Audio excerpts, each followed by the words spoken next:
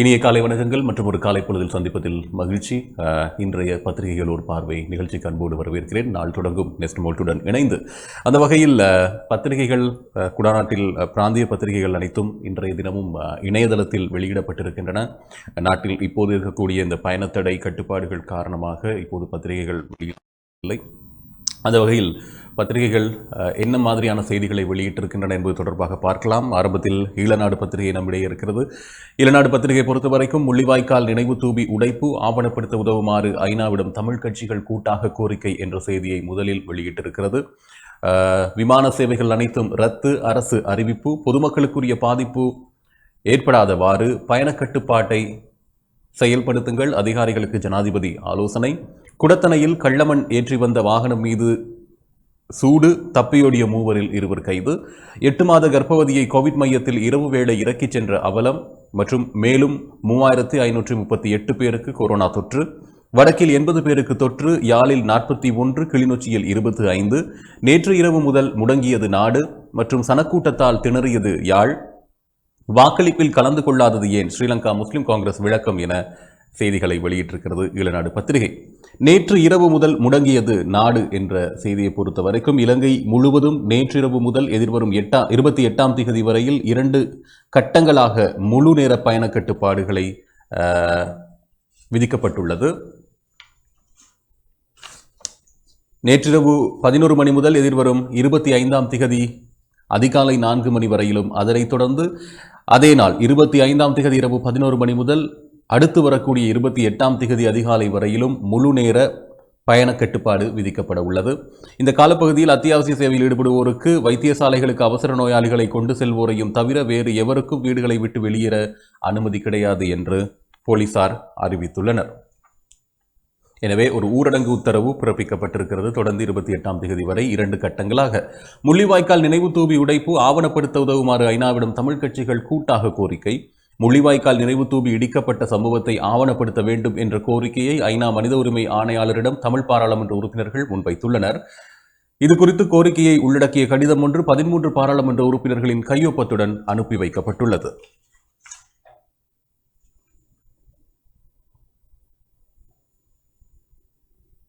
கடந்த 12ஆம் திகதி முள்ளிவாய்க்கால் நினைவு தூபி உடைத்து சேதமாக்கப்பட்டது. இராணுவ மற்றும் போலீஸ் பாதுகாப்பில் இருந்த தூபி உடைக்கப்பட்டதற்கு அரசாங்கமே பொறுப்பேற்க வேண்டும் என தமிழ் பாராளுமன்ற உறுப்பினர்கள் கண்டனத்தை வெளியிட்டனர். இந்த நிலையில் ஐநா மனித உரிமை ஆணையாளர் அலுவலகத்தில் இதை ஆவணப்படுத்த வேண்டும் என்ற முயற்சியில் கடிதம் தயாரிக்கப்பட்டு தமிழ் பாராளுமன்ற உறுப்பினர்கள் அனைவரினதும் கையொப்பம் பெறுவதற்கான முயற்சி முன்னெடுக்கப்பட்டது. இதன்போது தமிழ் தேசிய கூட்டமைப்பு பாராளுமன்ற உறுப்பினர்களும், தமிழ் மக்கள் தேசிய கூட்டணி தலைவரும், தமிழ் முற்போக்கு கூட்டணி தலைவரும் உறுப்பினர்களும் கையொப்பமிட்டனர். இக்கடிதம் ஐநாவிற்கான இலங்கை வதிவிட பிரதிநிதி ஹனா சிங்கர் மூலமாக ஐநா மனித உரிமை உயர்ஸ்தானிகருக்கு ஆவணப்படுத்த கோரி அனுப்பி வைக்கப்பட்டது. அக்கடிதத்தில் 2009 மே 18 முடிவடைந்த கொடிய யுத்தத்தில் கொல்லப்பட்ட தமிழ் மக்களை நினைவு கூறும் முகமாக முள்ளிவாய்க்காலில் அமைக்கப்பட்ட நினைவு தூபி அண்மையில் அரச படையினரால் உடைத்து சேதமாக்கப்பட்டுள்ளமை எமது உயிரிழந்த மக்களை நினைவு கூறும் உரிமையை அவமதிப்பதாகவே உள்ளது. இது ஒரு வெட்கக்கேடான, மனிதகுலத்துக்கு எதிரான செயல்பாடு. உலகில் உள்ள எவ்வகையான வலிமை பொருந்திய இராணுவத்தினராலும் சின்னங்களை அழித்தாலும் மக்கள் மனதில் இருக்கும் சம்பவங்களையும் நினைவுகளையும் அழிக்க முடியாது. இந்த காட்டுமிராண்டித்தனமான செயலை ஆத்திரத்துடனும் மனவேதனையுடனும் விரக்தியுடனும் தமிழ் மக்களின் பிரதிநிதிகளாகிய நாம் பதிவு செய்கின்றோம். நினைவேந்தல்கள் தொடர்பாக அண்மையில் ஐநாவில் நிறைவேற்றப்பட்ட தீர்மானத்திற்கும் மனித உரிமைக்கும் எதிரான இந்த விடயத்தை ஆவணப்படுத்துமாறு கேட்டுக்கொள்கிறோம். இக்கடிதத்தில் தெரிவிக்கப்பட்டிருக்கிறது. இதில் தமிழ் மக்கள் தேசிய கூட்டணி தலைவரும் எம்பியுமான CV விக்னேஸ்வரன், தமிழ் முற்போக்கு கூட்டணி தலைவரும் எம்பியுமான மனோ கணேசன், தமிழ் தேசிய கூட்டமைப்பின் எம்பிக்களான Selvam Adaikkalanathan, Dharmalingam Siddharthan, MA Sumanthiran, Ko Karunakaran, C Sritharan, I Charles Nirmalanathan, S Vino Noharathalingam, Ira Shanakiyan, Thana Kalaiyarasan, Tamil முற்போக்கு கூட்டணியின் எம்பிக்களான ராதாகிருஷ்ணன், M வேலுகுமார் ஆகியோர் ஒப்பமிட்டுள்ளனர். இதே சமயம் தமிழ் தேசிய கூட்டமைப்பின் தலைவரும் எம்பியுமான இரா சம்பந்தன், பாராளுமன்ற உறுப்பினர் திகாம்பரம் ஆகியோர் சுகவீனம் காரணமாக பாராளுமன்றத்துக்கு சமூகம் அளிக்காமையால் அவர்கள் ஒப்பம் பெறப்படவில்லை. இருப்பினும் அவர்களுக்கும் இதில் உடன்பாடு உண்டு என்ற நிலையிலேயே இக்கடிதம் அனுப்பி வைக்கப்பட்டுள்ளது. விமான சேவைகள் அனைத்தும் ரத்து. அரசு அறிவிப்பு. நேற்று நள்ளிரவு முதல் எதிர்வரும் 31ஆம் திகதி நள்ளிரவு வரை அனைத்து விமான சேவைகளும் ரத்து செய்யப்பட்டுள்ளன என்று சிவில் விமான சேவைகள் அதிகார சபை அறிவித்துள்ளது. எவ்வாறாயினும் இலங்கையிலிருந்து பயணிக்கும் பயணிகளுக்கு எவ்வித தடையும் இல்லை எனவும் தெரிவிக்கப்படுகிறது. மேலும் சரக்கு விமானங்களுக்கு சந்தர்ப்பம் வழங்கப்பட்டுள்ளது எனவும் சிவில் விமான சேவைகள் அதிகார சபை குறிப்பிட்டுள்ளது. கொரோனா வைரஸ் தொற்றை கருத்தில் கொண்டு இந்த தீர்மானம் எடுக்கப்பட்டுள்ளது எனவும் விமான சேவைகள் அதிகார சபை மேலும் தெரிவித்துள்ளது. பொதுமக்களுக்கு பாதிப்பு ஏற்படாதவாறு பயண கட்டுப்பாட்டை செயல்படுத்துங்கள். அதிகாரிகளுக்கு ஜனாதிபதி ஆலோசனை. இலங்கையில் பயண கட்டுப்பாடுகளை விதிக்கும் போது பொதுமக்களுக்கு நாட்டின் பொருளாதாரத்துக்கும் பாதிப்பு இல்லாத வகையில் அதனை செயல்படுத்துவதற்கு நடவடிக்கை எடுக்குமாறு ஜனாதிபதி கோட்டாபய ராஜபக்ஷ சம்பந்தப்பட்ட அதிகாரிகளை கேட்டுக்கொண்டிருந்தார். நேற்று இரவு 11 மணி முதல்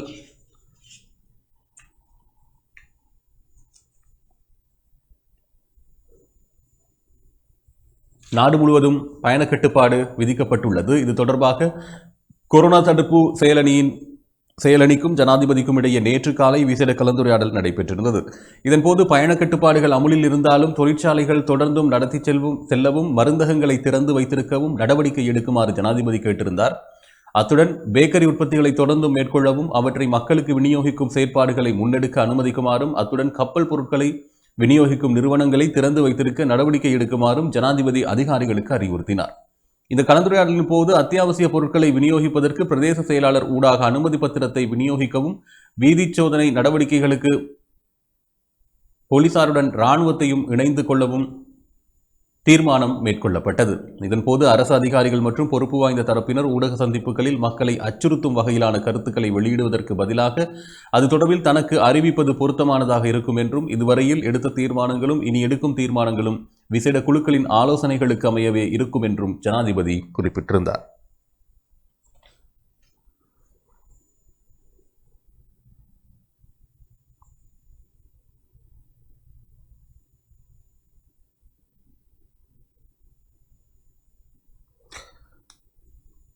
எட்டு மாத கர்ப்பவதியை கோவிட் மையத்தில் இரவு வேளை இறக்கிச் சென்ற அவலம். 8 மாதம் நிரம்பிய கர்ப்பவதியை எந்த ஏற்பாடுகளும் இன்றி இரவு 8:30 மணியளவில் வட்டுக்கோட்டை கொரோனா தடுப்பு மையத்தில் கொண்டு சென்று இறக்கிவிட்டு சென்றுள்ளனர் உடுவில் சுகாதார மருத்துவ அதிகாரி பிரிவினர். அவர்களின் பொறுப்பற்ற இந்த செயலால் அந்த கர்ப்பவதி பெண் பல அசௌகரியங்களுக்கு உள்ளாகியுள்ளார். அத்துடன் அவரை யாழ் போதனா வைத்தியசாலைக்கு அழைத்து செல்ல வேண்டிய இக்கட்டான நிலை வட்டுக்கோட்டை கொரோனா சிகிச்சை மைய நிர்வாகத்துக்கு ஏற்பட்டதாகவும் தெரிய வருகிறது. நேற்று இரவு இடம்பெற்ற இந்த சம்பவம் தொடர்பில் மேலும் அறிய வருவதாவது: உடுவில் சுகாதார மருத்துவ அதிகாரி பிரிவில் 8 மாத கர்ப்பவதி பெண்ணொருவர் கொரோனா தொற்றாளியாக இனம் காணப்பட்டார். அவ்வாறு கர்ப்பவதி ஒருவர் தொற்றாளியாக அடையாளம் காணப்பட்டால் அவர் வைத்தியசாலையிலேயே சேர்க்கப்பட வேண்டும் என்று சுகாதார அமைச்சின் சுற்று நிருபம் கூறுகிறது. ஆனால் உடுவில் சுகாதார மருத்துவ அதிகாரி பிரிவினர் 8 மாத கர்ப்பவதி பெண்ணை இரவு 8:30 மணியளவில் வட்டுக்கோட்டை கொரோனா சிகிச்சை நிலையத்தில் கொண்டு சென்று இறக்கிவிட்டு அங்கிருந்து சென்றுள்ளனர். இது தொடர்பில் வட்டுக்கோட்டை கொரோனா சிகிச்சை மையத்துக்கு எந்த முன்னறிவித்தலும் வழங்கப்படவில்லை என்று கூறப்படுகிறது. இதேவேளை வட்டுக்கோட்டை சிகிச்சை மையத்திற்கு இரவு வேளைகளில் கொரோனா நோயாளிகளின் அழைத்துச் செல்லப்படுகின்றனர். இதனால் அவர்கள் பல சிரமங்களுக்கு முகம் கொடுக்க நேரிடுகின்றனர் என்றும் தெரிய வருகிறது. மேலும் 3538 பேருக்கு கொரோனா தொற்று. இலங்கையில் மேலும் 3538 பேர் கொரோனா வைரஸ் தொற்றுடன் நேற்று அடையாளம் காணப்பட்டுள்ளனர். இதன்படி நாட்டில் கொரோனா தொற்றுக்கு உறுதியானோரின் மொத்த எண்ணிக்கை 1,58,324 உயர்வடைந்துள்ளது. கொரோனா தொற்று காரணமாக வைத்தியசாலைகள் மற்றும் தனிமைப்படுத்தல் மையங்கள் என்பவற்றில் சிகிச்சை பெறுபவர்களின் எண்ணிக்கை 31,875 அதிகரித்துள்ளது.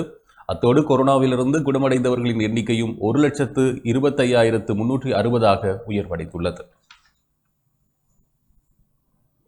வடக்கில் 80 பேருக்கு தொற்று. யாழில் 41, கிளிநொச்சியில் 25, யாழ்ப்பாணத்தில் 41, கிளிநொச்சியில் 25 பேர் உட்பட வடக்கு மாகாணத்தில் 80 பேருக்கு நேற்று கொரோனா தொற்று உறுதிப்படுத்தப்பட்டது என்று மாகாண சுகாதார சேவைகள் பணிப்பாளர் மருத்துவர் கேதீஸ்வரன் தெரிவித்திருந்தார்.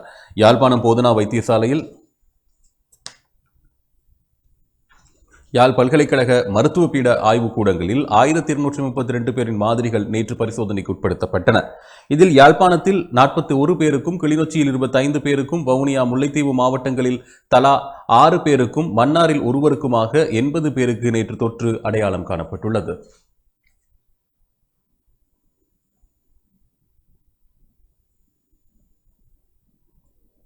வாக்களிப்பில் கலந்து கொள்ளாதது ஏன்? ஸ்ரீலங்கா முஸ்லிம் காங்கிரஸ் விளக்கம். கொழும்பு துறைமுக நகர் சட்டமூலத்தில் சாதகமும் பாதகமும் காணப்படுவதால் பாராளுமன்றத்தில் இடம்பெற்ற வாக்களிப்பில் கலந்து கொள்ளவில்லை என்று ஸ்ரீலங்கா முஸ்லிம் காங்கிரஸ் தெரிவித்துள்ளது.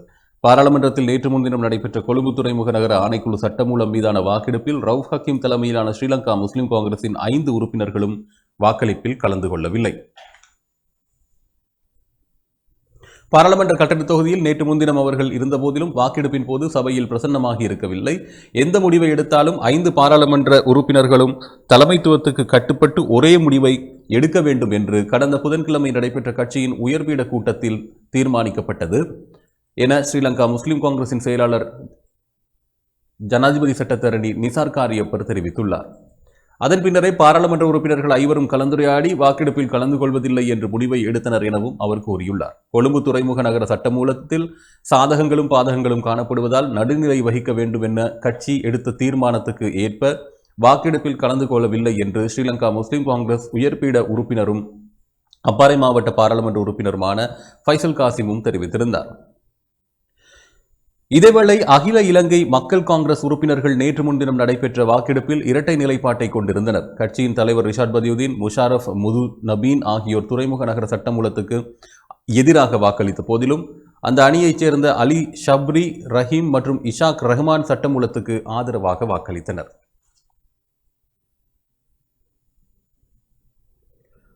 குடத்தனையில் கள்ளமண் ஏற்றி வந்த வாகனம் மீது சூடு, தப்பியோடிய மூவரில் ஒருவர் கைது.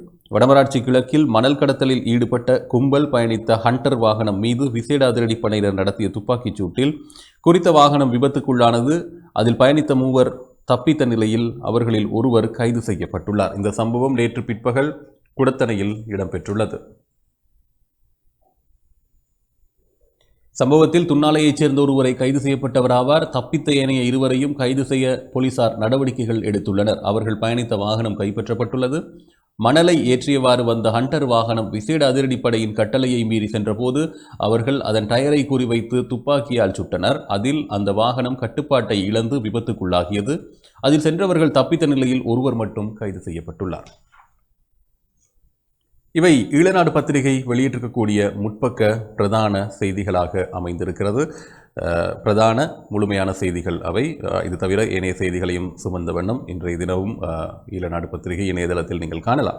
அதுபோல வலம்புரி பத்திரிகை தொடர்ச்சியாக பயணத்தடையின் போது மக்களின் பொருளாதாரம் பாதிக்காதிருக்க நடவடிக்கை, அமைச்சர்கள் அதிகாரிகளுடன் ஜனாதிபதி கோட்டா ஆராய்வு, முழுநேர பயணத்தடை காலங்களில் கண்காணிப்பு மற்றும் கைது நடவடிக்கை தீவிரமாக இருக்கும், போலீஸ் பேச்சாளர் அஜித் ரோஹன எச்சரிக்கை.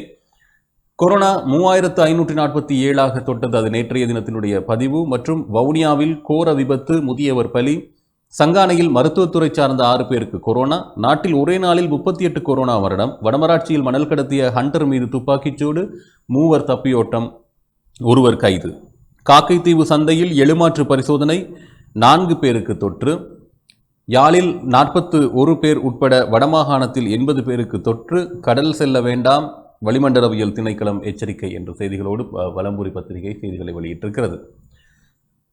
முழுநேர பயணத்தடை காலங்களில் கண்காணிப்பு மற்றும் கைது நடவடிக்கை தீவிரமாக இருக்கும், போலீஸ் பேச்சாளர் அஜித் ரோஹன எச்சரிக்கை. நாட்டில் அமுல்படுத்தப்பட்டுள்ள முழுநேர பயணத்தடை காலங்களில் கண்காணிப்பு மற்றும் கைது நடவடிக்கைகள் மிகவும் தீவிரமாக இருக்கும். எனவே பொதுமக்கள் மிகவும் அவதானத்துடன் இருக்குமாறு போலீஸ் பேச்சாளர் பிரதி போலீஸ் மா அதிபர் அஜித் ரோஹன எச்சரிக்கை விடுத்துள்ளார். இது தொடர்பில் அவர் மேலும் கூறியதாவது, நாடளாவிய ரீதியில் இன்று இரவு 11 மணி முதல், அதாவது நேற்று 11 மணி முதல் எதிர்வரும் செவ்வாய்க்கிழமை அதிகாலை 4 மணி வரையில் முழுநேர போக்குவரத்து கட்டுப்பாடு நடைமுறைப்படுத்தப்பட உள்ளது.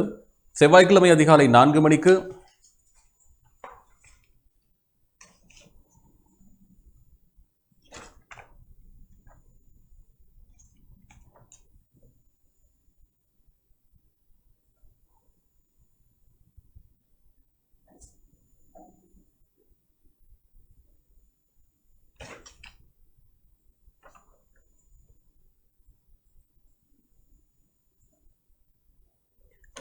செவ்வாய்க்கிழமை அதிகாலை 4 மணிக்கு போக்குவரத்து கட்டுப்பாடு நீக்கப்பட்டு பின் அன்றைய தினம் இரவு 11 மணி முதல் மீண்டும் 28ஆம் தேதி அதிகாலை 4 மணி வரையில் போக்குவரத்து கட்டுப்பாடுகள் அமுல்படுத்தப்படும். இதன்போது அத்தியாவசிய தேவையின்றி செல்வதற்கு அனுமதி வழங்கப்பட மாட்டாது.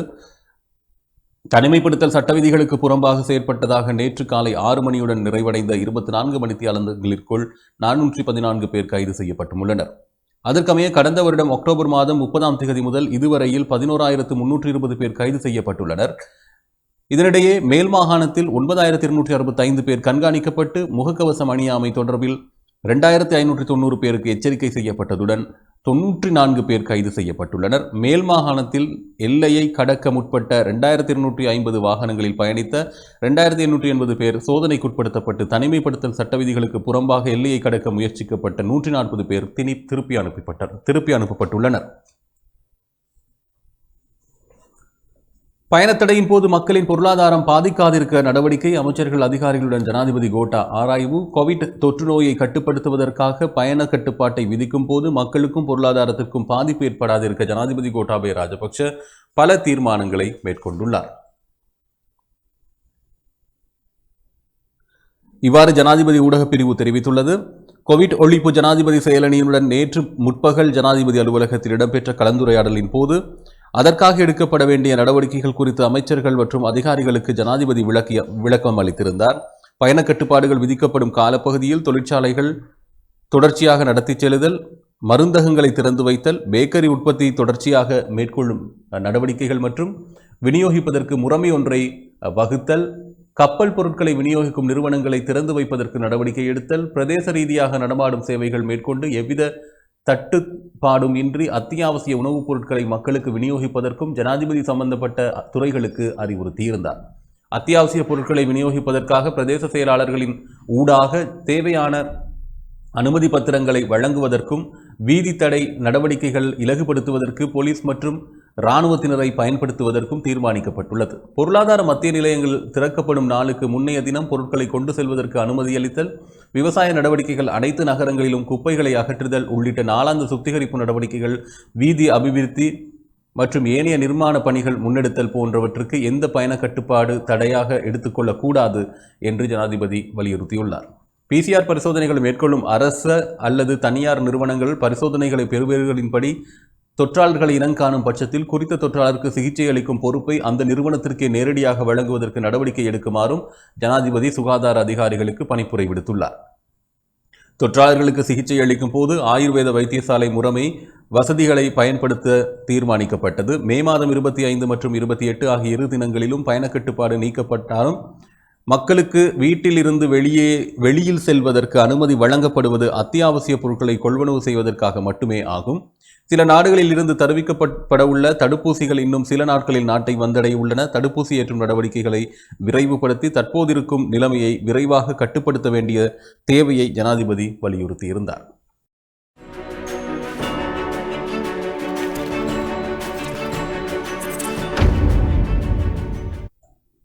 இடைவேளையை தொடர்ந்து மறுபடியும் பத்திரிகையில் ஒரு பார்வை நிகழ்ச்சியினூடாக வலம்புரி பத்திரிகையினுடைய ஏனைய செய்திகளை பார்க்கலாம். வவுனியாவில் கோர விபத்து, முதியவர் பலி என்ற ஒரு செய்தி. வவுனியா மணிக்கூட்டு கோபுர சந்தியில் நேற்று மாலை இடம்பெற்ற கோர விபத்தில் படுகாயமடைந்திருந்த முதியவர் ஒருவர் உயிரிழந்துள்ளார்.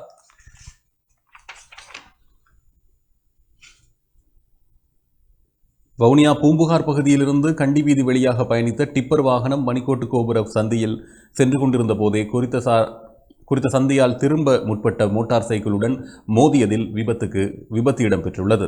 விபத்தில் மோட்டார் சைக்கிளில் பயணித்த முதியவர் படுகாயமடைந்து வவுனியா வைத்தியசாலையில் அனுமதிக்கப்பட்டிருந்த நிலையில் சிகிச்சை பலனின்றி உயிரிழந்துள்ளார். சம்பவத்தில் தேக்கவத்தை பகுதியைச் சேர்ந்த ராஜேந்திரம் வயது 65 என்ற முதியவரே உயிரிழந்தவர் ஆவார். விபத்து தொடர்பாக வவுனியா போக்குவரத்து போலீசார் விசாரணைகளை முன்னெடுத்து வருகின்றனர். அதுபோல காக்கைத்தீவு சந்தையில் எலுமாற்று பரிசோதனை 4 பேருக்கு தொற்று உறுதி. யாழ்ப்பாண சங்கானை சுகாதார வைத்திய அதிகாரி பிரிவுக்கு உட்பட்ட காக்கைத்தீவு மீன் சந்தையில் மேற்கொள்ளப்பட்ட எலுமாற்றான பிசிஆர் பரிசோதனையில் 4 பேருக்கு கொரோனா தொற்று உறுதி செய்யப்பட்டிருக்கிறது. வடமாகாண சுகாதார சேவைகள் பணிப்பாளர் கேதீஸ்வரன் இதனை தெரிவித்துள்ளார். நேற்று மேற்கொள்ளப்பட்ட பிசிஆர் பரிசோதனை முடிவுகளின் அடிப்படையிலேயே குறித்த விடயம் தெரியவந்துள்ளது. யாழில் 41 பேர் உட்பட வடமாகாணத்தில் 80 பேருக்கு தொற்று. ஏற்கனவே பார்த்திருந்த அந்த செய்தி. அதே நேரத்தில் நாட்டில் ஒரே நாளில் 38 கொரோனா மரணம் என்ற செய்தி. நாட்டில் ஒரே நாளில் அதிகூடிய கொரோனா மரணங்கள் நேற்று முன்தினம் உறுதி செய்யப்பட்டன. 38 கொரோனா மரணங்கள் உறுதிப்படுத்தப்பட்டதாக சுகாதார சேவைகள் பணிப்பாளர் நாயகம் தெரிவித்துள்ளார். கொரோனா தொற்றினால் உயிரிழந்தவர்களில் 24 பேர் 71 வயதிற்கும் மேற்பட்டோர் என சுகாதார சேவைகள் பணிப்பாளர் நாயகம் கூறுகிறார். 61 முதல் 70 வயதுக்கு உட்பட்ட 10 பேரும் இதில் அடங்குகின்றனர்.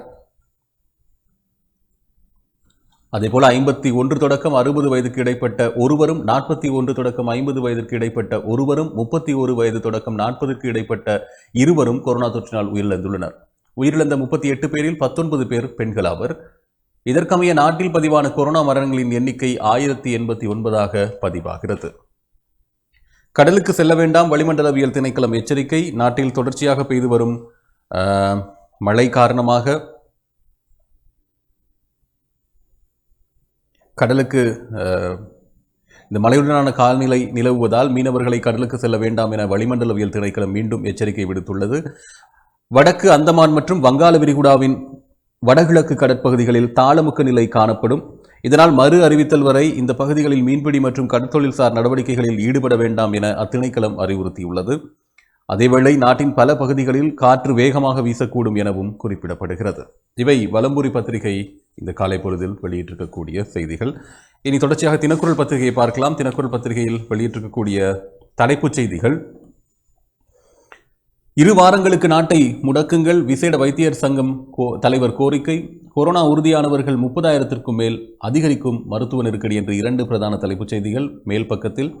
மற்றும் ஆட்டம் காணும் இலங்கை, 5 நாட்களில் 15,000 தொற்றாளர்கள். நேற்று 3,538 பேருக்கு தொற்று.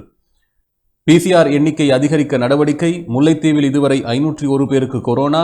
1310 குடும்பங்கள் தனிமைப்படுத்தல். யாழில் 41 பேர் உட்பட வடக்கில் 80 பேருக்கு தொற்று உறுதி. திருமலை பிரதேச செயலக ஊழியர்கள் 26 பேருக்கு தொற்று. 24 மணி நேரத்தில் 215 பேருக்கு கொரோனா. நேற்று முதல் முழுமையான பயணத்தடை அமுலானது. வடமராட்சியில் மணல் கடத்தல் அதிரடிப்படை துப்பாக்கிச்சூடு, 2 தப்பியோட்டம், 1 கைது. காக்கத்தீவு மீன் சந்தையில் எழுமாற்று பரிசோதனையில் 4 பேருக்கு தொற்று.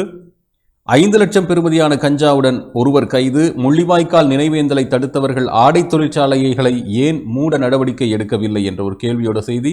பயணத்தடை விதிக்கப்பட்ட பின் எவ்வாறு செயற்படுவது, அதிகாரிகளுக்கு ஜனாதிபதி விளக்கம் என்ற செய்திகளை தாங்கி வந்திருக்கு. தவிர வைத்தியர் ஒருவரின் தாய் கொரோனாவுக்கு பலி. சங்கானையில் மருத்துவத்துறை சார்ந்த 6 பேருக்கு கொரோனா.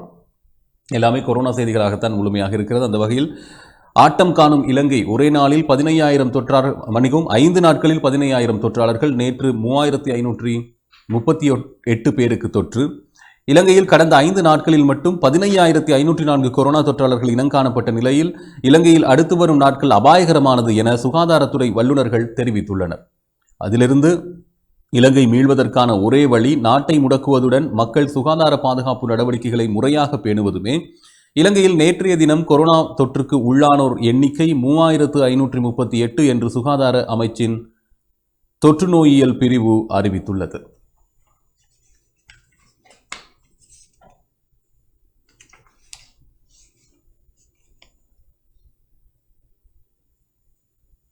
அந்த செய்தியின் தொடர்ச்சியை பொறுத்தவரைக்கும் இதற்கமைய கடந்து போன 5 நாட்களில் மாத்திரம் இலங்கையில் 15,504 கொரோனா தொற்றாளர்கள் இனம் காணப்பட்டுள்ளனர். இந்த அதிகரிப்பு வீதம் இலங்கையை பொறுத்தவரையில் மிக அபாயகரமானது. இவற்றுக்கு அப்பால் இலங்கையில் மொத்த தொற்றாளர்களினுடைய எண்ணிக்கை 1,58,324 ஆகும். அடுத்து வரும் நாட்களில் இவற்றின் எண்ணிக்கை பெருமளவில் ஏறுமுகம் காணும் வாய்ப்புகளும் காணப்படுகின்றன. 2 வாரங்களுக்கு நாட்டை முடக்குங்கள், விசேட வைத்தியர்கள் சங்கம் தலைவர் கோரிக்கை.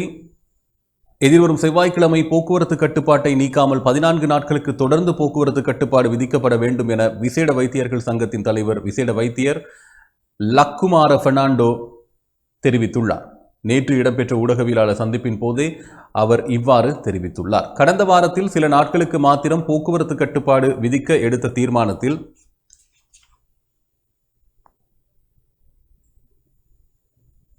எவ்வித விஞ்ஞான ரீதியான அடிப்படையும் இல்லை எனவும் அவர் தெரிவித்துள்ளார். தொற்று நோயியல் பிரிவினதும் அரசாங்கத்தினதும் நிபுணர்களின் கருத்துக்களை பின்பற்றாவிடின் நிலைமை மோசமடையக்கூடிய வாய்ப்பு இருப்பதாகவும் அவர் தெரிவித்துள்ளார்.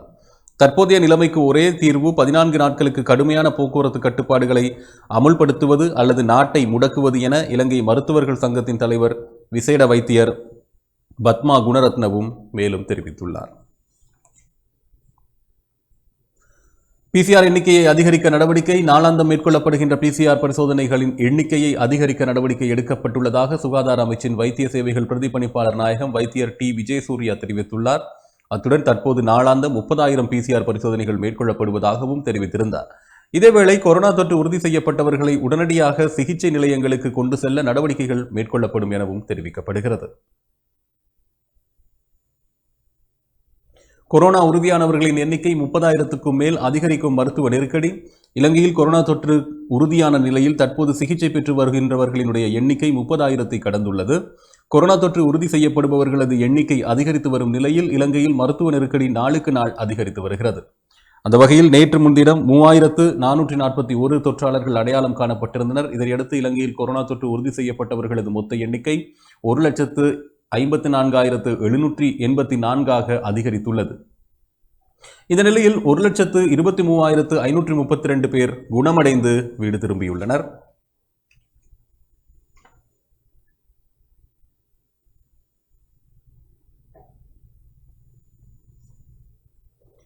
இதன் மூலம் தற்போது நாடு முழுவதும் உள்ள கொரோனா சிறப்பு சிகிச்சை நிலையங்களில் சிகிச்சை பெற்று வருபவர்களின் எண்ணிக்கை 30,000ஐ கடந்து 30,201 உள்ளதாக தொற்று நோயியல் பிரிவின் அறிக்கையில் தெரிவிக்கப்படுகிறது.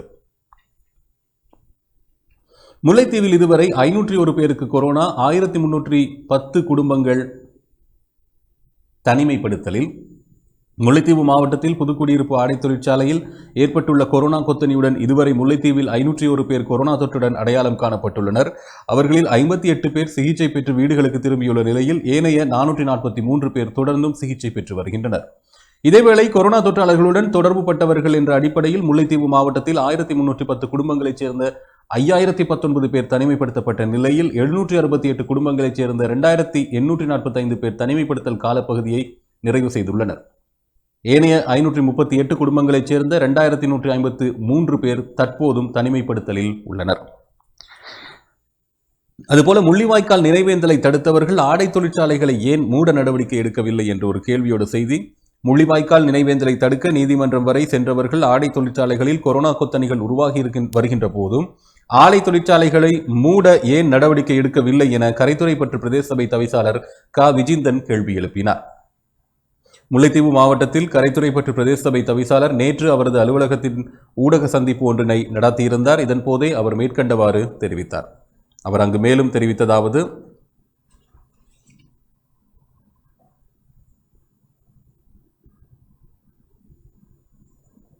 முல்லைத்தீவு பகுதி கொரோனா கொத்தணியாக மாறி வருகின்றது. முல்லைத்தீவு பகுதி இவ்வாறு மாறியதற்கு முழு பொறுப்புமே புதுக்குடியிருப்பில் இயங்கி வருகின்ற ஆடை தொழிற்சாலை தான் பொறுப்பு சொல்ல வேண்டிய கடைப்பாடு இருக்கின்றது. கடந்த காலங்களில் ஆடை தொழிற்சாலையில் கொரோனா தொற்று ஏற்பட்ட போது அதனை மூடுவதற்கு அதன் நிர்வாகம் சரியான முடிவினை எடுக்கவில்லை. அரசாங்கமும் அதற்கான சரியான அழுத்தத்தினை கொடுக்கவில்லை. கடந்த காலங்களில் முள்ளிவாய்க்கால் நினைவு நிகழ்வினை தடுக்கின்ற நோக்கத்தோடு கொரோனா தொற்றுவதற்கான வாய்ப்பு இருக்கின்றது என்று பல்வேறு காரணங்களை அடிப்படையாக கொண்டு நீதிமன்றம் வரை சென்று தடை செய்த அரசாங்கம் ஆலை தொழிற்சாலைகளின் இவ்வாறான செயற்பாட்டினை இடைநிறுத்துவதற்கான முயற்சி குறைவாக காணப்படுகின்றது.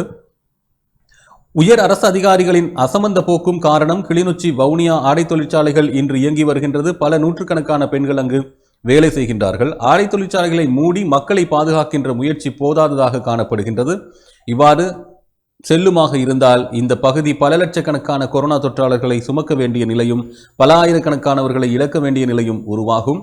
அரசாங்கத்திடமும் பொறுப்பு வாய்ந்த அதிகாரிடமும் தாம் கேட்டுக்கொள்வது இந்த ஆடை தொழிற்சாலைகளை தற்காலிகமாக இடைநிறுத்தி பெருமதிமிக்க உயிர்களை காப்பாற்றுவதற்கு நடவடிக்கை எடுக்க வேண்டும் என. 5 லட்சம் பெறுமதியான கஞ்சாவுடன் ஒருவர் கைது. மன்னார் பேசாலை போலீஸ் பிரிவிற்கு உள்ள காட்டாஸ்பத்திரி பகுதியில் சுமார் 5,50,000 ரூபாய் பெறுமதியான கேரள கஞ்சா பொதிகளை பேசாலை போலீசார் கைப்பற்றியுள்ளதோடு சந்தேக நபர் ஒருவரையும் கைது செய்துள்ளனர். சுமார் 5 கிலோ 575 கிராம் எடை கொண்ட கஞ்சா பொதிகள் இவ்வாறு பேசாலை போலீசாரினால் கைப்பற்றப்பட்டுள்ளது.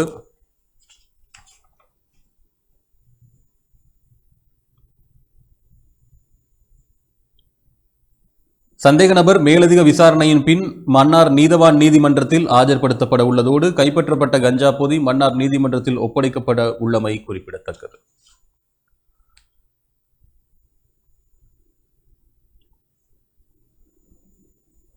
திருமலை பிரதேச செயலக ஊழியர்கள் 26 பேருக்கு தொற்று, 24 மணி நேரத்தில் 215 பேருக்கு கொரோனா.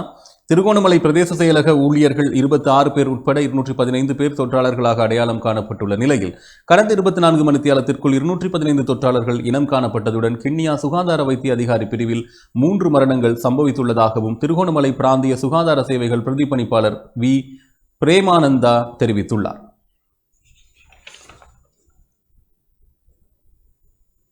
திருகோணமலை பிராந்திய சுகாதார சேவைகள் அலுவலகத்தினால் நேற்று முற்பகல் 10 மணி அளவில் வெளியிடப்பட்ட அறிக்கையிலேயே இவ்விடயம் குறிப்பிடப்பட்டுள்ளது. திருகோணமலை சுகாதார வைத்திய அதிகாரி பிரிவில் 272 பேருக்கு கடந்த 17-18ஆம் திகதிகளில் PCR பரிசோதனை மேற்கொள்ளப்பட்ட நிலையில் 81 பேருக்கு தொற்று உறுதி செய்யப்பட்டுள்ளதாகவும் அதில் 26 பேர் திருகோணமலை பட்டினமும் சூழலும் பிரதேச செயலகத்தில் கடமையாற்றி வருபவர்கள் எனவும் தெரிய வருகிறது.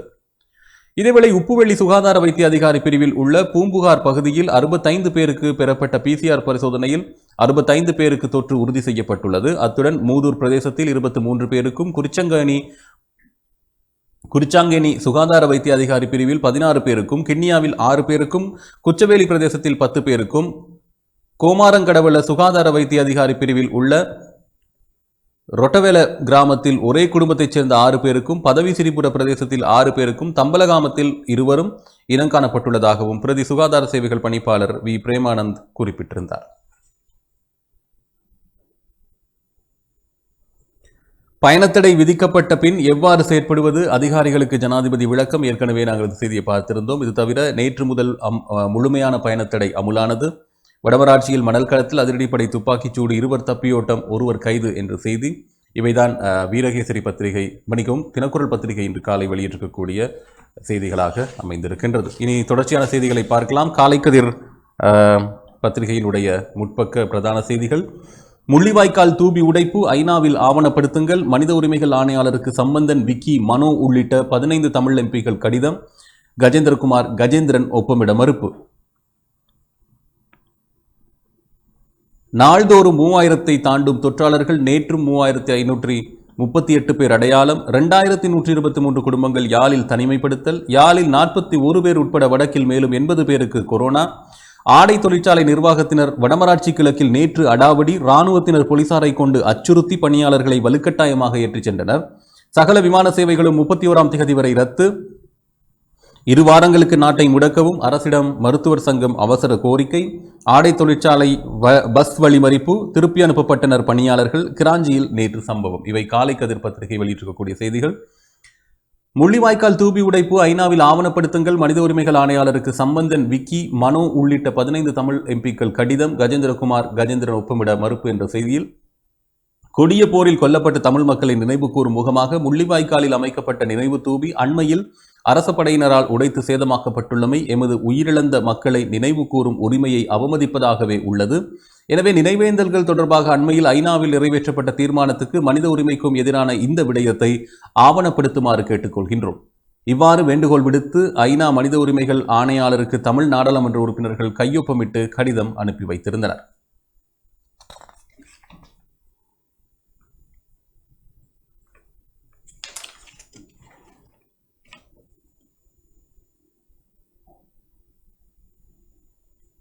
முள்ளிவாய்க்கால் நினைவு தூபி கடந்த மே 12ஆம் திகதி விஷமிகளால் உடைத்து சேதமாக்கப்பட்டது. இராணுவம் மற்றும் போலீஸ் பாதுகாப்பில் இருந்த இந்த தூபி உடைக்கப்பட்டதற்கு அரசே பொறுப்பேற்க வேண்டும் என்று தமிழ் நாடாளுமன்ற உறுப்பினர்கள் கண்டனத்தை வெளியிட்டனர். அத்தோடு நிறுத்திவிடாது ஐநா மனித உரிமைகள் ஆணையாளர் அலுவலகத்தில் இதை ஆவணப்படுத்த வேண்டும் என்ற முயற்சியில் கடிதம் தயாரிக்கப்பட்டு தமிழ் நாடாளுமன்ற உறுப்பினர்கள் அனைவரினதும் கையொப்பம் பெறுவதற்கான முயற்சியும் முன்னெடுக்கப்பட்டது. இந்த கடிதத்தில் தமிழ் தேசிய கூட்டமைப்பின் நாடாளுமன்ற உறுப்பினர்களும், தமிழ் மக்கள் தேசிய கூட்டணியின் தலைவரும், தமிழ் முற்போக்கு கூட்டணியின் தலைவரும், கூட்டணியின் நாடாளுமன்ற உறுப்பினர்களும் கையொப்பமிட்டனர். இந்த கடிதம் ஐநாவுக்கான இலங்கை வதிவிட பிரதிநிதி ஹனாசிங்க மூலமாக ஐநா மனித உரிமைகள் ஆணையாளருக்கு அனுப்பி வைக்க ஐநா மனித உரிமைகள் ஆணையாளருக்கு ஆவணப்படுத்த கோரி அனுப்பி வைக்கப்பட்டுள்ளது. அந்த கடிதத்தில் 2009 மே 18 முடிவடைந்த கொடிய போரில் கொல்லப்பட்ட தமிழ் மக்களின் நினைவு கூறும் முகமாக முள்ளிவாய்க்காலில் அமைக்கப்பட்ட நினைவு தூபி அண்மையில் அரச படையினரால் உடைத்து சேதமாக்கப்பட்டுள்ளமை எமது உயிரிழந்த மக்களின் நினைவு கூறும் உரிமையை அவமதிப்பதாகவே உள்ளது. இது ஒரு வெட்கக்கேடான மனிதகுலத்துக்கு எதிரான செயற்பாடு. உலகில் உள்ள எவ்வகையான வலிமை பொருந்திய இராணுவத்தாலும் சின்னங்களை அளித்தாலும் மக்கள் மனதில் இருக்கும் சம்பவங்களையும் நினைவுகளையும் அளிக்க முடியாது. இந்த காட்டுமிராண்டித்தனமான செயலை ஆத்திரத்துடனும் மனவேதனையுடனும் விரக்தியுடனும் தமிழ் மக்களின் பிரதிநிதிகளாகிய நாம் பதிவு செய்கின்றோம். நினைவேந்தல்கள் தொடர்பாக அண்மையில் ஐநாவில் நிறைவேற்றப்பட்ட தீர்மானத்துக்கும் ஐநா மனித உரிமைகளுக்கு எதிரான இந்த விடயத்தை ஆவணப்படுத்துமாறு கேட்டுக்கொள்கிறோம் என்று குறிப்பிடப்பட்டுள்ளது. இந்த கடிதத்தில் தமிழ் நாடாளுமன்ற உறுப்பினர்களான C V Wigneswaran, Mano Ganesan, Selvam Adaikkalanathan, Dharmalingam Siddharthan, M A. Sumanthiran, Govindan Karunakaram, Sivagnanam Sritharan, Charles Nirmalanathan, S Vinonoharathalingam, Rasamanickam Shanakiyan, Thavarasa Kalaiyarasan, V Radhakrishnan, M Velukumar ஆகியோர் ஒப்பமிட்டுள்ளனர். இரா சம்பந்தன் மற்றும் பழனி திகாம்பரம் ஆகியோர் சுகாவினம் காரணமாக நாடாளுமன்றத்துக்கு சமூகம் அளிக்காமையால் அவர்களின் கையொப்பம் பெறப்படவில்லை. இருப்பினும் அவர்களுக்கும் இதில் உடன்பாடு உண்டு என்ற நிலையில் இந்த கடிதம் அனுப்பி வைக்கப்பட்டுள்ளது. ஆனால் தமிழ் தேசிய மக்கள் முன்னணியின் நாடாளுமன்ற உறுப்பினர்களான கஜேந்திரகுமார் பொன்னம்பலம், செல்வராசா கஜேந்திரன் ஆகியோர் இந்த கடிதத்துடன் உடன்பாடு இல்லாத காரணத்தால் இதில் கையொப்பமிட மறுத்துள்ளனர். தொடர்ந்து செய்திகளை பார்க்கலாம் ஒரு இடைவேளைக்கு பிறகு.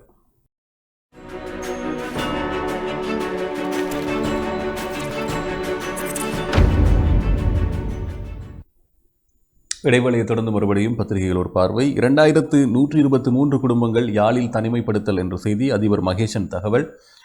யாழ்ப்பாண மாவட்டத்தில் தற்போதைய நிலையில் 2123 குடும்பங்களைச் சேர்ந்த 1249 பேர் தனிமைப்படுத்தப்பட்டுள்ளதாக அரசாங்க அதிபர் மகேசன் தெரிவித்துள்ளார்.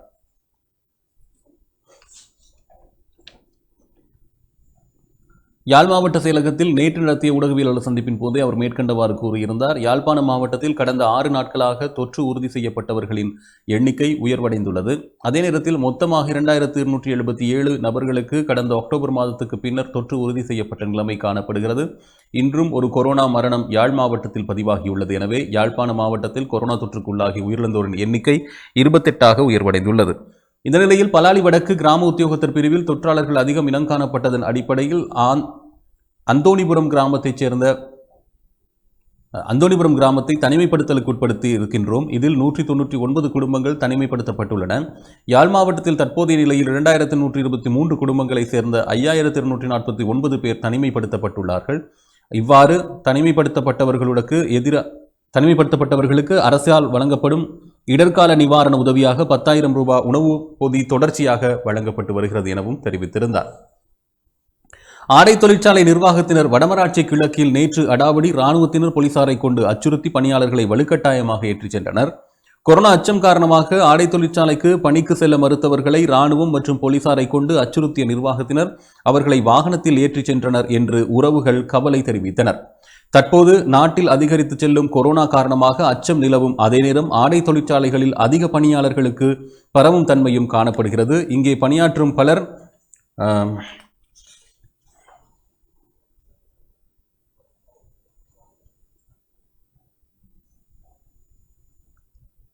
பணிக்கு செல்வதை தவிர்த்து வருகின்றனர். வடமராட்சி கிழக்கிலிருந்து கிளிநொச்சிக்கு செல்லும் பணியாளர்கள் பணிக்கு செல்லாத காரணத்தால் நேற்று காலை ஆடை தொழிற்சாலை வாகனமும் மருதங்கேணி போலீசாரும் நேரில் சென்று பணிக்கு வர மறுத்தால் வழங்க வேண்டிய சம்பள நிலுவைகளோ அல்லது எந்த கொடுப்பனவும் வழங்கப்பட மாட்டாது என்பதோடு இன்றுடன் பணியில் இருந்து நிரந்தரமாக நீக்கப்படுவீர்கள் என அச்சுறுத்தி ஏற்றிச் சென்றுள்ளனர். இவ்வாறு அச்சுறுத்தி ஏற்றிச் சென்ற செய்தி அறிந்து கிராம மக்கள் பணியாளர்களை இறக்க வரும்போது பேசுவோம் என தெரிவித்து ஒன்று கூடியுள்ளனர். இதன்போது காலையில் போலீசார் மூலம் அச்சுறுத்தி ஏற்றிச் செல்லப்பட்ட பணியாளர்கள் இராணுவ வாகன பாதுகாப்புடன் கொண்டு வந்து விட்டுச் சென்றுள்ளனர். தென்னிலங்கை முதலாளிகள் தொழிற்சாலை என்பதால் இராணுவம் போலீசாரும் எல்லாம் எம்மை அச்சுறுத்தி வேலை வாங்கும் நிலை காணப்படுகின்றது என பணியாளர் ஒருவர் கண்ணீர் மல்க தெரிவித்திருந்தார்.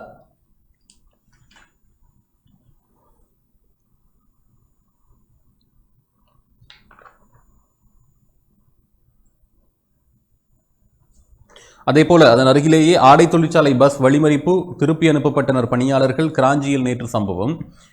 கிளிநொச்சி ஆடை தொழிற்சாலைக்கு புறப்பட்ட பஸ்ஸை கிராஞ்சியில் வழிமறித்த மக்கள் பஸ்ஸில் இருந்த பணியாளர்களை கீழே இறக்கியதுடன் சமூக பொறுப்பு இருந்தால் தொழிற்சாலைக்கு போக வேண்டாம் என்றும் கோரிக்கை விடுத்தனர். கிளிநொச்சி மாவட்டத்தில் கொரோனா தொற்று அதிகரிப்பதால் சில நாட்கள் வீடுகளில் தங்குமாறும் பணியாளர்களிடம் அவர்கள் வேண்டுகோள் விடுத்தனர். இதனையடுத்து ஆண் பெண் பணியாளர்கள் அனைவரும் அங்கிருந்து திருப்பி வீட்டுக்கு சென்றனர்.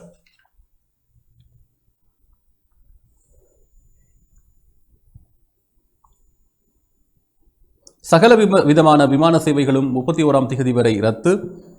நேற்று நள்ளிரவு முதல் 31ஆம் திகதி நள்ளிரவு வரை அனைத்து விமான சேவைகளும் ரத்து செய்யப்பட்டுள்ளன என்று சிவில் விமான சேவைகள் அதிகார சபை அறிவித்துள்ளது. கொரோனா தொற்றை கருத்தில் கொண்டு இந்த தீர்மானம் மேற்கொள்ளப்பட்டுள்ளது.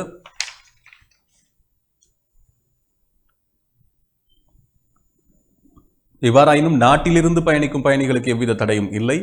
மேலும் சரக்கு விமானங்களுக்கு சந்தர்ப்பம் வழங்கப்பட்டுள்ளது எனவும் சிவில் விமான சேவைகள் அதிகார சபை மேலும் தெரிவித்துள்ளது.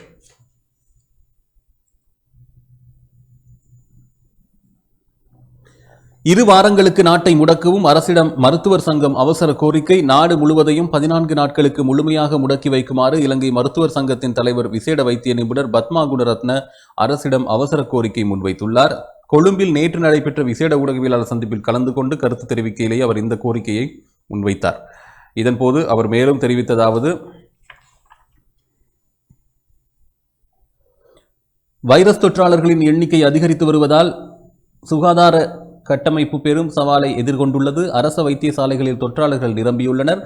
அவசர சிகிச்சை பிரிவுகளிலும் சிகிச்சை பெறுகின்றனர். இதனால் ஏனைய நோயாளர்களுக்கு சிகிச்சை அளிப்பதிலும் நெருக்கடி நிலை உருவாகியுள்ளது.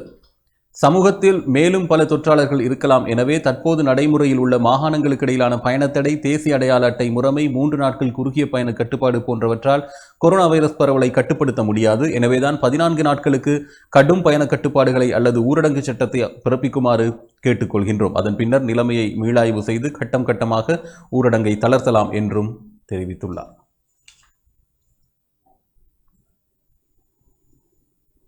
தொடர்ந்து உதயன் பத்திரிகையினுடைய செய்திகளை பார்க்கலாம். உதயன் பத்திரிகையினுடைய தலைப்புச் செய்தி: பயண கட்டுப்பாடுகளால் கொரோனா கட்டுக்குள் வராது, அரசை மீண்டும் எச்சரிக்கிறது அரச மருத்துவர் அதிகாரிகள் சங்கம்.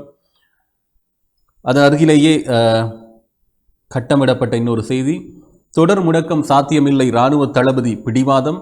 மூச்சு விட சிரமப்பட்ட 6 வயது சிறுமி சாவு, கைதடியில் சம்பவம். நேற்றிரவு தொடக்கம் பயணத்தடை. பலாலி அந்தோணிபுரம் கிராமம் 199 குடும்பங்களுடன் முடக்கம். யாழ் மாவட்ட செயலாளர் தெரிவிப்பு. கொரோனா தகவல்களை வழங்குவதை தடுக்காதீர், சுதந்திர ஊடக இயக்கம் போர்க்கொடி. யாழில் 41 பேர் உட்பட 80 பேருக்கு வடக்கில் தொற்று. வங்காள விரிகுடாவில் சூறாவளி எச்சரிக்கை. பருத்தித்துறையில் 144 மில்லிமீட்டர் மழை. பயண கட்டுப்பாடு காலத்தில் பொருளாதார பாதிப்பு வரக்கூடாது கூறுகின்றார் ஜனாதிபதி. முல்லை கொரோனா கொத்தணிக்கு ஆடை தொழிற்சாலையை பொறுப்பு, கரைதுறைப்பற்று தவிசாளர் தெரிவிப்பு. முள்ளிவாய்க்கால் தூபி உடைப்பு, ஐநாவிடம் ஆவணப்படுத்த கடிதம். தமிழ் கட்சிகள் ஒன்றிணைந்து கோரிக்கை. முன்னணியில் 2 எம்பிக்களும் ஒப்பமிடவில்லை என்ற செய்திகளை தாங்கி வந்திருக்கிறது. பயண கட்டுப்பாடுகளால் கொரோனா கட்டுக்குள் வராது, அரசை மீண்டும் எச்சரிக்கிறது அரச மருத்துவ அதிகாரிகள் சங்கம். மாகாணங்களுக்கு இடையிலான பயணத்தடை, தேசிய அடையாள அட்டை முறைமை மற்றும் 3 நாட்கள் குறுகிய பயண கட்டுப்பாடு போன்றவற்றால் கொரோனா வைரஸ் பரவலை கட்டுப்படுத்த முடியாது.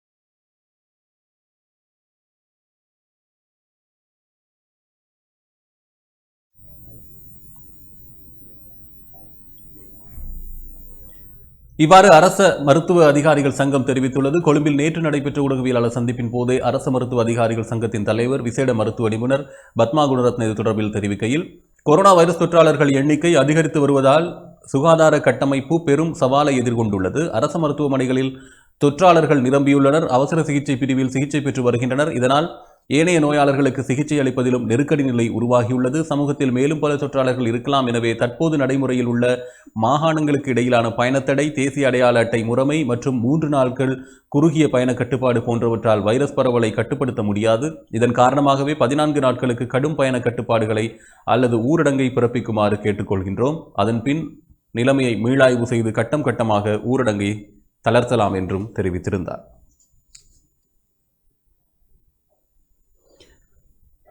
பயண கட்டுப்பாடு காலத்தில் பொருளாதார பாதிப்பு வரக்கூடாது என்கிறார் ஜனாதிபதி. கோவிட் தொற்று நோயை கட்டுப்படுத்துவதற்காக நேற்று இரவு 11 மணி தொடக்கம் பயண கட்டுப்பாடு நடைமுறைப்படுத்தப்பட்டுள்ளது. அவ்வாறு கட்டுப்பாடுகள் அமுலில் இருக்கும் போது மக்களுக்கும் பொருளாதாரத்துக்கும் பாதிப்பு ஏற்படாதிருக்க வேண்டும் என்று கூறிய ஜனாதிபதி அவற்றுக்கான பல தீர்மானங்களை மேற்கொண்டுள்ளார் என்று அவரது ஊடகப் பிரிவு அறிவித்துள்ளது.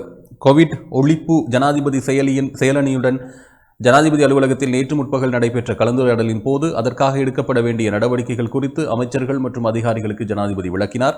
இது தொடர்பில் அவர் மேலும் தெரிவிக்கையில், பயண கட்டுப்பாடுகள் விதிக்கப்படும் காலப்பகுதியில் தொழிற்சாலைகள் தொடர்ச்சியாக நடத்தி செல்லுதல், மருந்தகங்களை திறந்து வைத்தல், பேக்கரி உற்பத்திகளை தொடர்ச்சியாக மேற்கொள்ளுதல் மற்றும் விநியோகிப்பதற்கான முறைமையொன்றை வகுத்தல் மட்டுமின்றி கப்பல் பொருட்களை விநியோகிக்கும் நிறுவனங்களை திறந்து வைப்பதற்கு நடவடிக்கை எடுக்கப்பட வேண்டும். பிரதேச ரீதியாக நடமாடும் சேவைகளை மேற்கொண்டு எவ்வித தட்டுப்பாடும் இன்றி அத்தியாவசிய உணவுப் பொருட்கள் மக்களுக்கு விநியோகிக்கப்பட வேண்டும் என்று பணிப்புரை விடுத்துள்ளார்.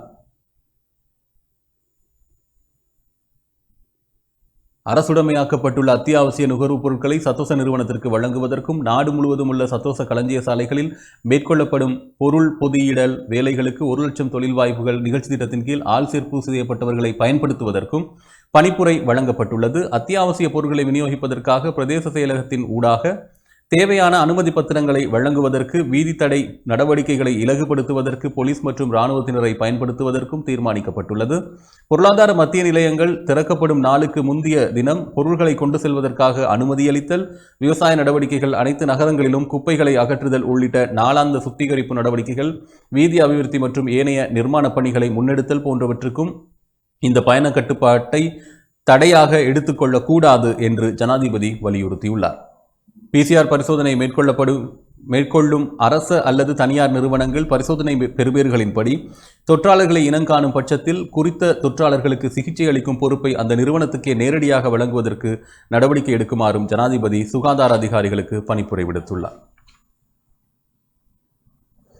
வங்காள விரிகுடாவில் சூறாவளி எச்சரிக்கை. அந்தமான் கடல் பிராந்தியத்தின் வடக்கு வங்காள விரிகுடாவின் கிழக்கு மத்திய பகுதியில் ஏற்பட்டுள்ள தாளமுக்கம் எதிர்வரும் 72 மணித்தியாலங்கள் சூறாவளியாக மாறும் என்று அபாய எச்சரிக்கை விடுக்கப்பட்டுள்ளது.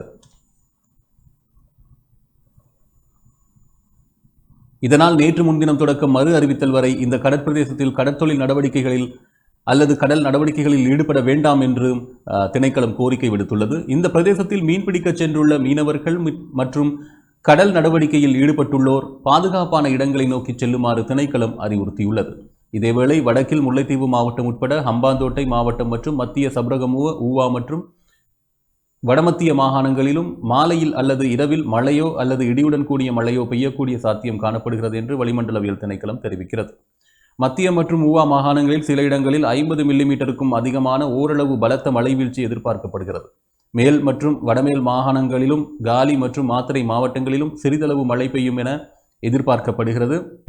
இடியுடன் கூடிய மழை பெய்யும் வேளைகளில் அந்த பிரதேசங்களில் தற்காலிகமாக பலத்த காற்று வீசக்கூடும். மின்னல் தாக்கங்களால் ஏற்படக்கூடிய பாதிப்புகளை குறைத்துக் கொள்ள தேவையான முன்னெச்சரிக்கை நடவடிக்கைகளை எடுத்துக்கொள்ளுமாறு பொதுமக்கள் அறிவுறுத்தப்படுகின்றனர். தொடர் முடக்கம் சாத்தியமில்லை, இராணுவ தளபதி பிடிவாதம்.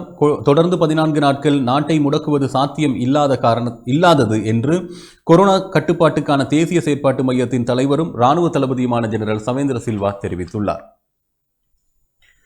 எதிர்வரும் ஜூன் மாதம் 1ஆம் திகதி முதல் 14 நாட்கள் நாடு முற்றாக முடக்கப்படும் என்று அண்மை காலமாக தகவல்கள் வெளிவரும் நிலையில் அவர் இந்த பதிலை வழங்கியுள்ளார். அதேவேளை நாட்டை 2 வாரங்களுக்கு முடக்குமாறு இராஜாங்க அமைச்சர் மருத்துவர் சுதர்ஷினி பெர்னாண்டோ புள்ளே ஜனாதிபதியிடம் கோரிக்கை விடுத்திருந்தார். கொழும்பின் பகுதிகள் உட்பட நாட்டின் பல பகுதிகளில் கொரோனா தொற்றால் பாதிக்கப்பட்டவர்களின் எண்ணிக்கை அதிகரித்து வரும் நிலையில் அவர் இந்த கோரிக்கையை விடுத்திருந்தார். இதனிடையே நாடு முழுவதையும் 14 நாட்களுக்கு முடக்குமாறு இலங்கை மருத்துவர் சங்கத்தின் தலைவர் விசேட மருத்துவ நிபுணர் பத்மா குணரத்ன அரசாங்கத்திடம் கோரிக்கை விடுத்திருந்தமையும் குறிப்பிடத்தக்கது.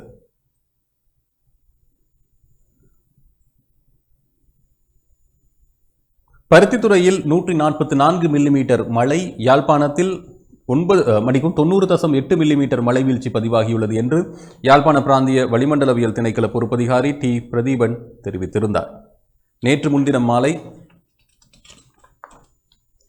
6 மணிக்கு பின்னர் யாழ்ப்பாண குடாநாட்டின் பல்வேறு இடங்களிலும் மழை வீழ்ச்சி பதிவாகியது. அதன் அடிப்படையில் யாழ்ப்பாணத்தில் 16.5 மில்லிமீட்டர் மழை வீழ்ச்சியும், பருத்தித்துறையில் 144 மில்லிமீட்டர் மழை வீழ்ச்சியும், சாவகச்சேரியில் 90.8 மில்லிமீட்டர் மழை வீழ்ச்சியும் பதிவாகியுள்ளது என்று பிரதீபன் தெரிவித்தார். அது மட்டுமின்றி எதிர்வரும் 3 நாட்களுக்கு யாழ்ப்பாண மாவட்டத்தில் மழையுடன் கூடிய காலநிலை நிலவும் என்றும் எதிர்பார்க்கப்படுகிறது என்று பிரதீபன் மேலும் தெரிவித்திருந்தார். கொரோனா தகவல்களை வழங்குவதை தடுக்காதீர், சுதந்திர ஊடக இயக்கம் போர்க்கொடி.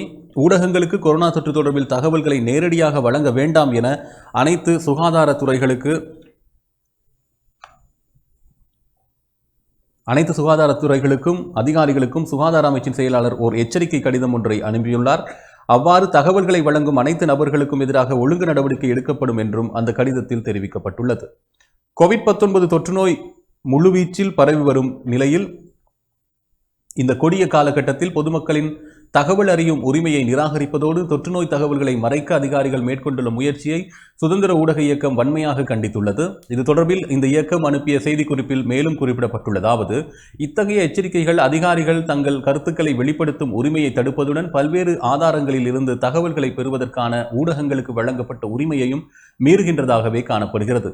இது அரச ஊழியர்களின் தொழில் உரிமைகளையும் ஒழுங்கமைக்கும் உரிமையையும் மோசமாக பாதிக்கிறது. கருத்து சுதந்திரத்திற்கான உரிமை என்பது இலங்கை அரசமைப்பால் உத்தரவாதம் அளிக்கப்பட்ட ஓர் விடயமாகும். அது மட்டுமல்லாமல் தகவல் அறியும் உரிமை என்பது அரசமைப்பால் உத்தரவாதம் அளிக்கப்பட்ட ஓர் அடிப்படை உரிமையாகும். மேலும் 2016 ஆண்டு முதல் கொள்கைகள் தொடர்பில் புதிய பார்வையும் நல்லெண்ணமும் தகவல் உரிமை சட்டத்தின் மூலம் மக்கள் மத்தியில் உருவாகியுள்ளது. எனவே காலாவதியான ஸ்தாபன குறியீட்டின் விதிகள் மாற்றப்படாதிருப்பின் உடனடியாக மாற்றப்பட வேண்டியவை என பதிவு செய்யப்பட வேண்டும். மேலும் தகவல்களை பொதுநலனுடன் வெளிப்படுத்தும் அதிகாரிகளை தங்கள் அதிகாரத்தை கொண்டு அடக்குவதற்கு பயன்படுத்தக்கூடாது. கோவிட்-19 தொற்று நோயை கட்டுப்படுத்துதல் மற்றும் நிர்வகிப்பது தொடர்பாக பல்வேறு தொழிற்சங்கங்கள் மற்றும் சுகாதாரத்துறையில் முன்னணி நபர்களால் தகவல்கள், சிக்கல்கள் மற்றும் அவை தொடர்பான பரிந்துரைகள் வெளிப்படுத்தப்படுகின்றன. சுகாதார கொள்கைகள் முறையாக நடைமுறைப்படுத்தப்படாவிட்டால் அவை மக்களையும் நாட்டையும் பாதிக்கும் மிக முக்கியமான பிரச்சனையாக மாறிவிடும். தற்போதைய தொற்றுநோய் சூழ்நிலையில் அது தொடர்பான உண்மை நிலை கண்டறியப்பட்டு அதற்குரிய நடவடிக்கைகள் எடுப்பதோடு அவற்றை சரியான திசையில் கொண்டு செல்ல நடவடிக்கை எடுக்கப்பட வேண்டும். இது தொடர்பாக சட்டத்தில் செயலிழந்து போய் காணப்படும் விதிகள் பொதுமக்களின் நலனுக்காக திருத்தப்பட வேண்டிய சூழ்நிலையும் நாடு எதிர்கொள்கிறது. மற்றும் அனைத்து அதிகாரிகளுக்கும் சமூக பொறுப்புடன் செயற்பட வேண்டும். செயலாளர் எச்சரித்தபடி பொதுமக்களுக்கு உண்மை தகவல்களை வழங்காது போனால் அதனால் பாரதூரமான விளைவுகளை ஏற்பட வாய்ப்புள்ளது. தகவல்களை மறைப்பதில் எந்த அர்த்தமும் இல்லை. எனவே சுதந்திர ஊடக இயக்கம் சுகாதார செயலரையும் அந்த துறை சார்ந்த பிற அதிகாரிகளையும் நிலைமைகளுக்கு ஏற்றவாறு சட்டத்தை நடைமுறைப்படுத்துமாறு கேட்டுக்கொள்கிறோம் என்று தெரிவித்துள்ளது.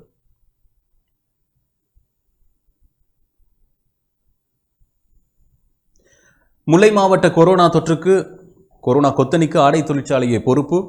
கரைத்துறை பற்றி தவிசாளர் தெரிவிக்கின்றார். முல்லைத்தீவு பகுதி கொரோனா கொத்தணியாக மாறி வருகின்ற நிலையில் முல்லைத்தீவு பகுதி இவ்வாறு மாறுவதற்கான முழு பொறுப்பும் புதுக்குடியிருப்பில் இயங்கி வருகின்ற ஆடை தொழிற்சாலைதான் என்று கரைத்துறை பற்று பிரதேச தவிசாளர் தெரிவித்துள்ளார்.